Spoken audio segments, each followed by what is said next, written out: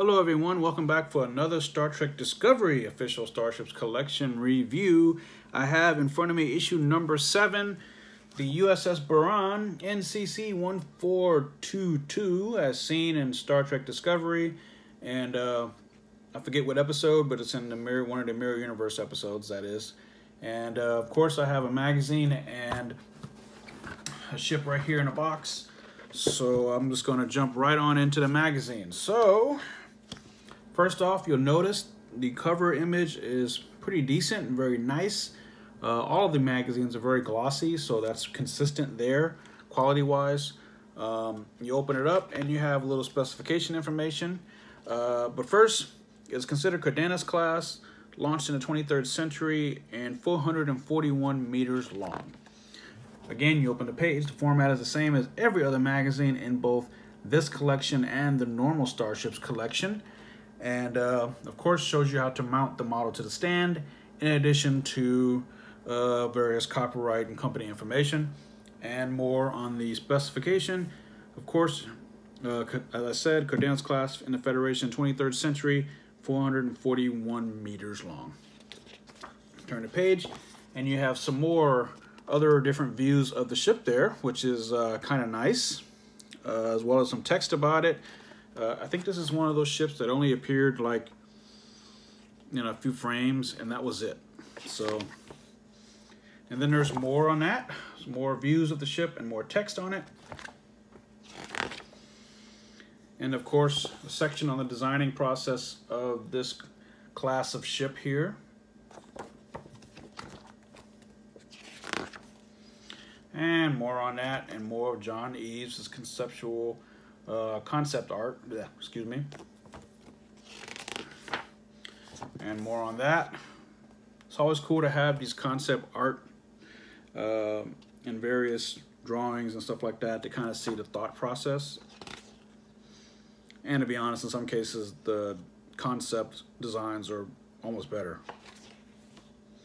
And finally, the magazine ends with the conclusion of that article, as well as the screenshot of, I believe, the only real view of the ship that we actually got. And next month, or whenever that comes, is issue number 8, the, I can't say it, Kug class. Sorry. Anyway, that completes the magazine. On the back, you have a nice image of the Buran there. So now, without further ado, I'm going to open up this box and show you the goodness that lies inside of here. All right, so just one second. All right, now I have the model in front of me, and this thing is humongous. Wow. Much like the Shenzhou and the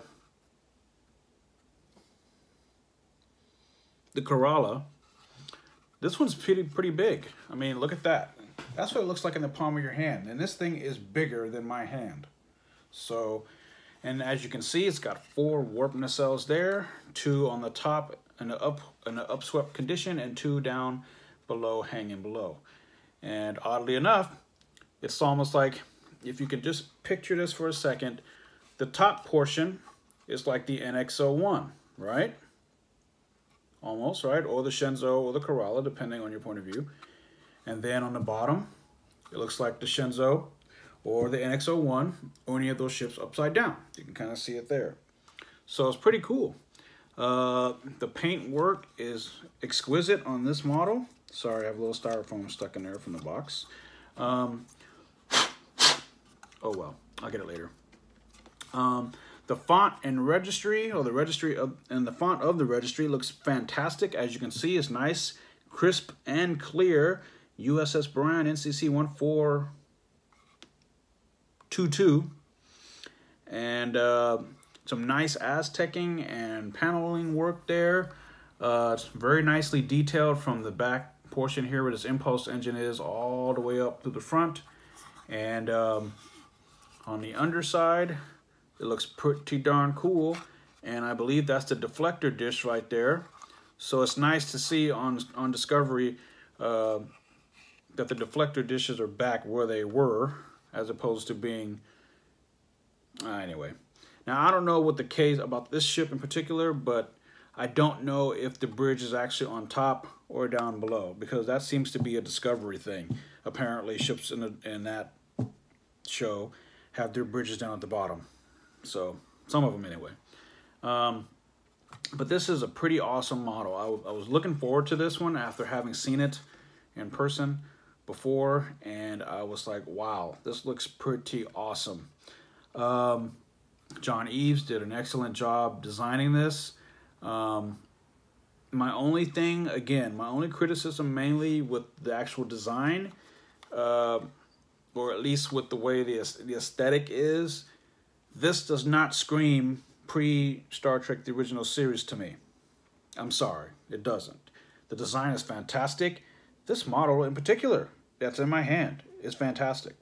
But this does not look like something that happened 10 years before James T. Kirk, that is William Shatner's James T. Kirk.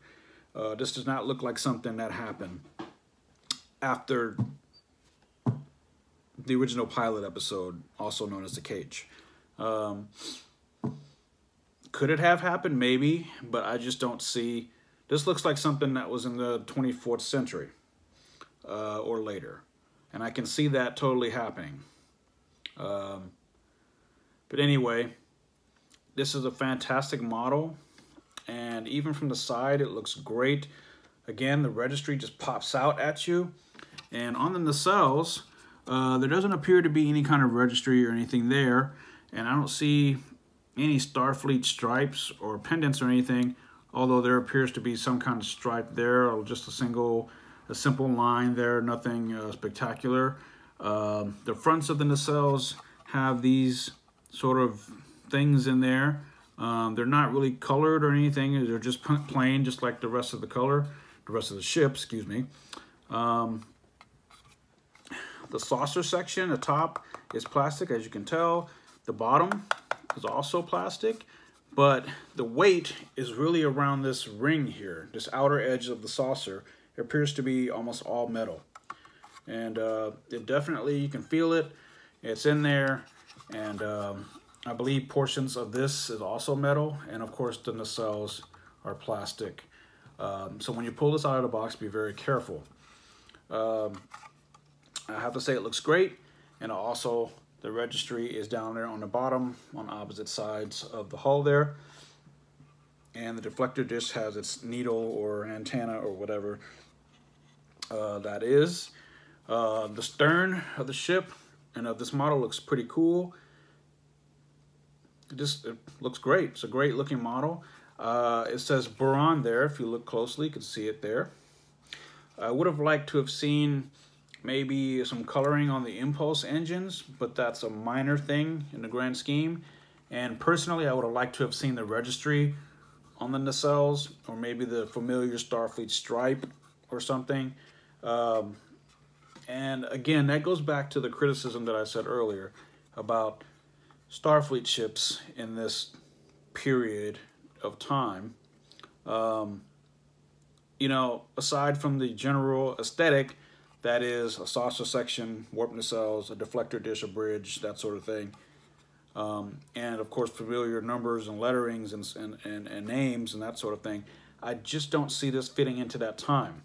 And so maybe if you brighten up the colors a little bit and add a couple of things, this could easily maybe replace the nacelles with more cylindrical ones that were used from the NX-01 era and of course the original series era.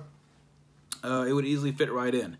But I guess it could be argued that since Starfleet was at war during this time, they had to beef up their ships. And I guess after the Klingon War or whatever it was, then they finally went back to their old ways, which would be a very easy explanation if they wanted to go that route. So, pretty awesome model, and I would highly recommend picking this up. If you're a fan of Star Trek Discovery, and this thing is for you. If you love ships, this thing is for you. If you can't stand Star Trek Discovery and don't want anything possible to do with it, then avoid it. But if you're a person who cherry picks and loves Federation starships and stuff, this is something, and this is one that you would want to get your hands on. I can't believe now that we're 7 months into this collection, at least, or more. You know, we're 7 issues in, and it seemed like it just started.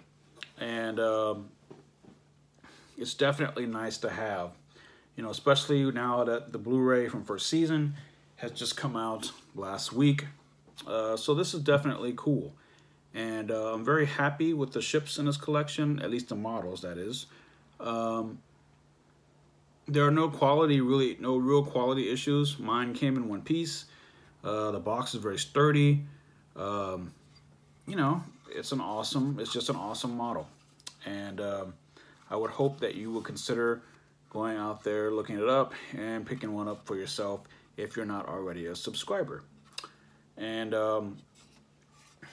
it just looks great, you know?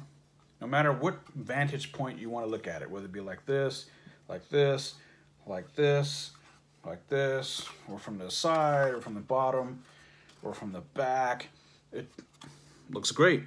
So yeah, enough about my blabbering and nonsense. It's definitely worth it. So do check it out, and would run you about $45. That's U.S. money, and a little bit more if you're overseas. And I don't know what the pound or the euro price is, but this is one to get. So thank you all so much for watching. I'm going to be quiet now and give you just a little look at what it appears to be, or at least how it stands or how it sits on its stand. So until next month, live long and prosper, be safe.